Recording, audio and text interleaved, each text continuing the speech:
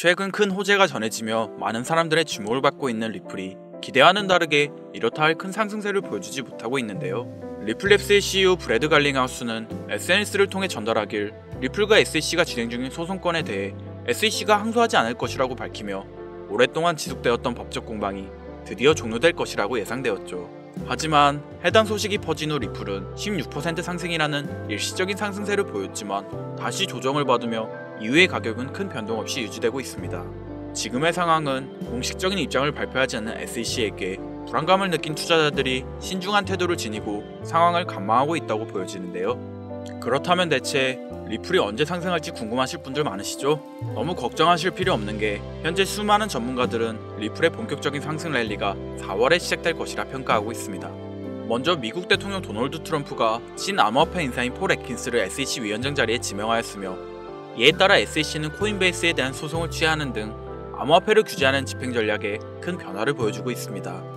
SEC의 이런 일처리 방식은 4월 16일 리플이 항소 서류를 제출하기 전 소송을 취하할 것이라는 전망을 보여주고 있고, 다음으로 기관 투자자들이 현물 ETF 출시를 위한 신청서를 잇따라 제출하면서 리플 ETF 상장 가능성이 커지고 있죠.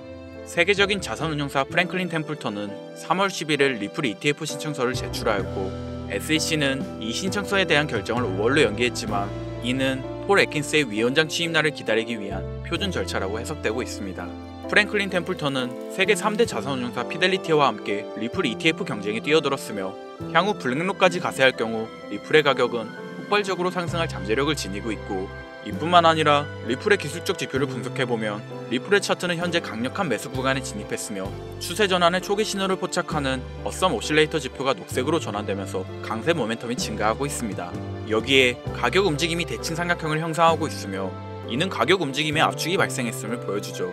EMA를 확인해보면 20일 이평선과 50일 이평선이 골든크로스로 바뀌는 모습을 보여주고 있으며 골든크로스로 바뀌어가는 시점에는 숏스케지가 발생하여 더욱 강한 상승세를 보여줄 것이고, 물가를 나타내는 CPI 상승률이 완화되는 등 인플레이션 상승이 둔화되면서 시장이 점차 반등함에 따라 이 시장의 움직임에 발맞춰 리플은 끊임없는 자금 유입과 함께 꾸준한 상승장을 보여줄 준비가 되어 있음을 시사하고 있습니다. 그렇다면 현재 이러한 상승장의 예고 속에서 고래들의 대량 매집과 더불어 우리가 중요하게 생각해야 할 게 있는데요. 리플과 관련된 기관 세력들의 움직임을 잘 관찰해야 하는데, 리플과 관련된 기업 중 현재 주가가 사상 최고치를 기록하고 있는 워렌 버핏의 이 기업이 있습니다. 버크셔 해서웨이라는 기업 많이 들어보셨죠? 버크셔 해서웨이는 세계적인 투자 지주 회사로 워렌 버핏의 회사로 매우 유명한 회사입니다. 시총이 무려 1000조나 되는 어마어마한 규모의 회사이죠. 이런 버크셔 해서웨이가 가지고 있는 대표적인 회사, 어떤 회사가 있을까요? 그 중 하나가 바로 아메리칸 익스프레스입니다. 아실 분들은 아시겠지만 아메리칸 익스프레스는 신용카드사와 은행업을 중심으로 한 미국에서 가장 큰 규모의 회사 중 하나이자 금융업의 대표 주자이죠. 그리고 특징은 아메리칸 익스프레스는 워렌 버핏의 버크셔 해서웨이가 최대 주주로서 무려 20%가 넘는 지분을 보유하고 있죠. 쉽게 생각하면 워렌 버핏의 회사인 버크셔 해서웨이가 아메리칸 익스프레스를 소유하고 있다라고 생각하면 되겠죠. 또한 뱅가드 그룹이 6.3%, 블랙록이 6.1%를 보유하고 있는 전망이 좋은 기업이라는 겁니다. 이런 아메리칸 익스프레스는 리플의 핵심 파트너입니다. 심지어 작년 8월에도 아메리칸 익스프레스는 송금을 위해 리플을 채택했다는 걸 알 수 있죠.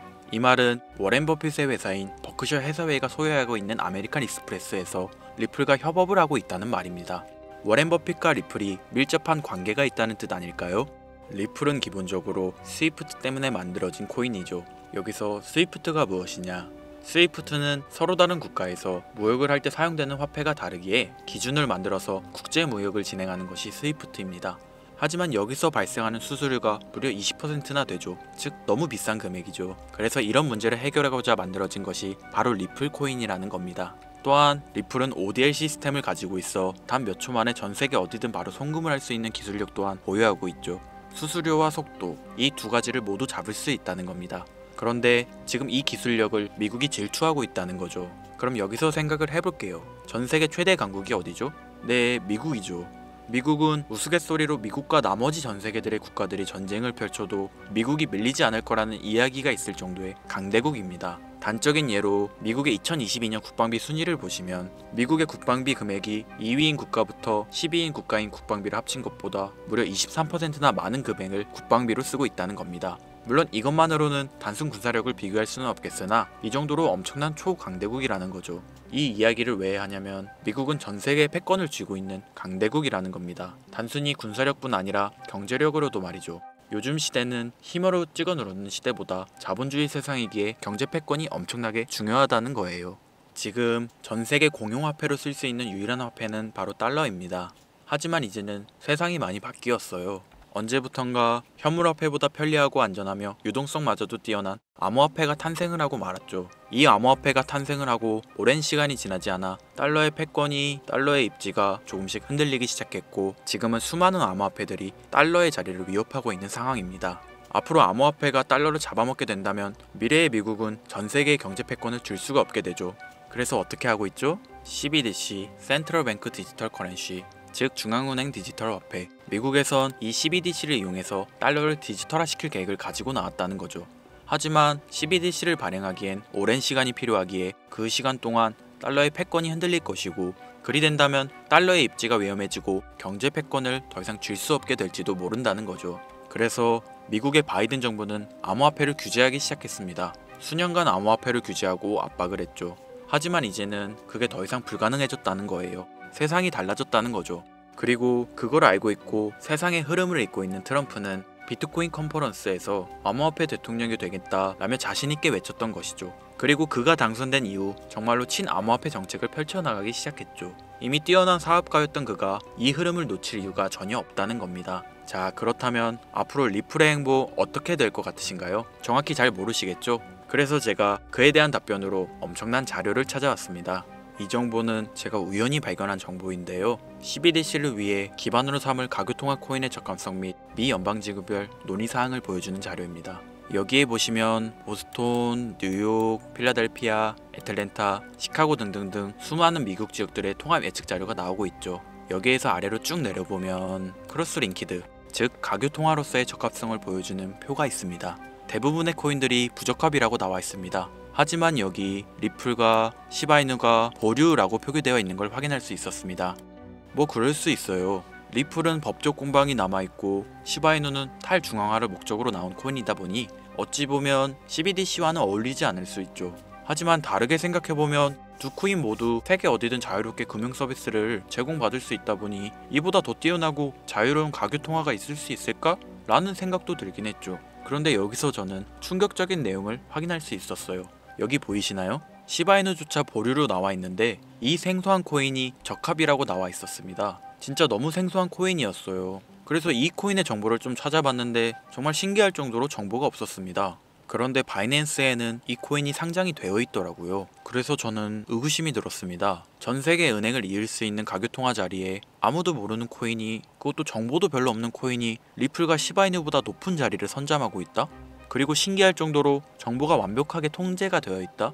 아무리 봐도 너무 이상해서 곰곰이 생각을 해보다 얼마 전에 있었던 미국 대선이 떠올라서 혹시 트럼프 당선에 이목이 쏠려 있을 때를 노려 4분기에 이 코인을 가교통화로서 밀어주려는 건가? 라는 생각이 확 들더라고요. 그래서 바로 국내 거래소 중 가장 거대한 거래소인 업비트를 확인해 봤는데 놀랍게도 올해 이미 상장이 되어 있었습니다. 그뿐이 아니었죠. 일본의 비트플라이어, 중국의 후오비, 미국의 코인베이스, 유럽의 비트스탬프, 인도의 와즈렉스, 두바이의 바이비트 등 전 세계에서 내놓아야 할 가상화폐 거래소에 모두 4분기 상장 예정인 코인으로 올라와 있었습니다.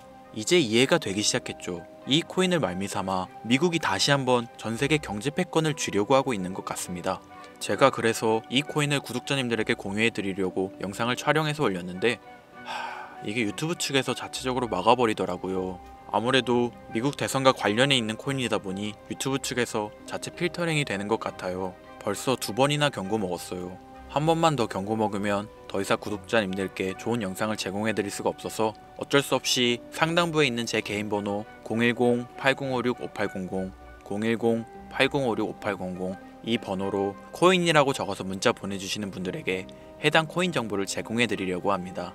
구독자님이신 걸 확인하는 즉시 해당 코인에 대한 정보 바로 제공해 드리도록 하겠습니다. 요즘 저를 사칭해서 정보를 팔아먹으려고 하는 악질업자들이 너무나도 많이 늘어나고 있습니다. 제보가 진짜 빗발치고 있어요. 다시 한번 말씀드리지만 저는 절대로 금전을 요구하거나 멤버십 가입 유도 및 개인정보 등을 요청하지 않습니다. 그런 사칭범들이 워낙 많아 문자 보내주시는 분들 한 분 한 분 제 구독자님이신지 확인 후 공유해드리다 보니 약간의 시간이 소요가 된다는 점 다시 한번 양해 부탁드립니다. 저는 많은 거 안 바래요.